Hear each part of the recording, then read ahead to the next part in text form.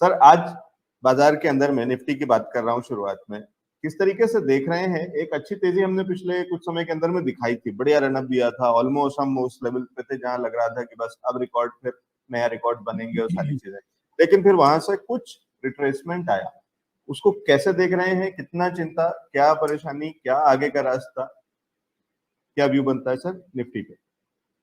देखिए, दोनों इंडाइसेस अगर देखते हैं तो, और जून से अगर ये पीरियड देखते हैं, यानी पिछले 2 महीने को अगर पीरियड देखते हैं, तो आपको समझ में आ जाएगा कि निफ्टी के केस में 2800 पॉइंट का एक रैली हमने देखा है। तो 15,200 की लेवल से निफ्टी ऊपर में 18,000 तक चला, तो एक 2800 पॉइंट का ऑलरेडी रैली दिखा है। ये पहली बात है। और दूसरी बात ये भी है कि अगर पिछले 1 साल का अगर हम चार्ट देखते हैं और सारे के सारे अगर टॉप ज्वाइन करके अगर मैं एक ट्रेंड लाइन प्लॉट कर देता हूं, तो वो 17,800 पे आ जाती है। तो यानी 1 साल में 4 या 5 बार निफ्टी ये ट्रेंड लाइन तक जाके वहां से नीचे गिरा है। तो इस बार भी उसी तरीके का एक ट्रेड पॉसिबल है, और वही हमें दिख रहा है अभी फिलहाल बाजार में। अब एक बात है पॉजिटिव के, मार्केट में अंडर करंट भी है। यानी ऐसी बात है नहीं कि यहाँ से, यानी हर वक्त अगर देखते हैं तो बाजार ये ट्रेंड लाइन को टेस्ट करने के बाद एक दो से 2,500 पॉइंट का फॉल हमने देखने को मिला है पिछले 10 महीनों में। अब उस तरीके का फॉल फिलहाल तो नहीं लग रहा है कि होगा करके। 17,400 से लेके 17,200 इस तरीके के जो लेवल्स हैं, ये बढ़िया से सपोर्ट्स बनते हैं। लेकिन मुझे लगता है कि बाजार एक कंसोलिडेशन से गुजरेगा, यानी यहाँ पे थोड़े दिन इसी लेवल्स पे रुकेगा, एक ब्रीदर लेगा। और वो कैसी बात होती है कि जो एक ट्रेडर होता है उससे एक ही चीज चाहिए होती है कि प्राइस जो होता है वो प्राइस बढ़ते रहना चाहिए, लेकिन वैसी बात होती नहीं। अगर आप किसी को बोलो कि एक दौड़ लगाए, तो वो दौड़ लगाएगा, होने के बाद अगर फिर से आप बोलो उसे कि वापस एक बार दौड़ लगाए, फिर से लगा देगा। तीसरी बार अगर आप बोल दोगे तो वो बोलेगा कि नहीं भाई, अब मैं थक गया हूं, अब मैं थोड़ा रुकूंगा, अब मैं ब्रीदर लूंगा और उसके बाद भागूंगा। तो उसी तरीके का एक समय फिलहाल बाजार में बना हुआ है।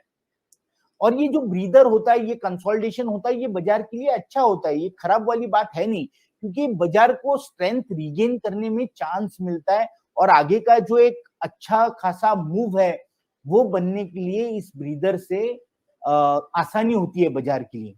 तो मुझे लगता है कि कंसोलिडेशन का पीरियड रहेगा, अगले 2 से 3 हफ्तों का एक कंसोलिडेशन का पीरियड रहेगा। नीचे की तरफ जो मैं लेवल सपोर्ट के तौर पे देख रहा हूं वो है 17,400 से लेके 17,200, और अपसाइड जो है वो 17,800 से लेके 18,000, इस तरीके का मैक्स फिलहाल तो अपसाइड बाजार में लग रहा है।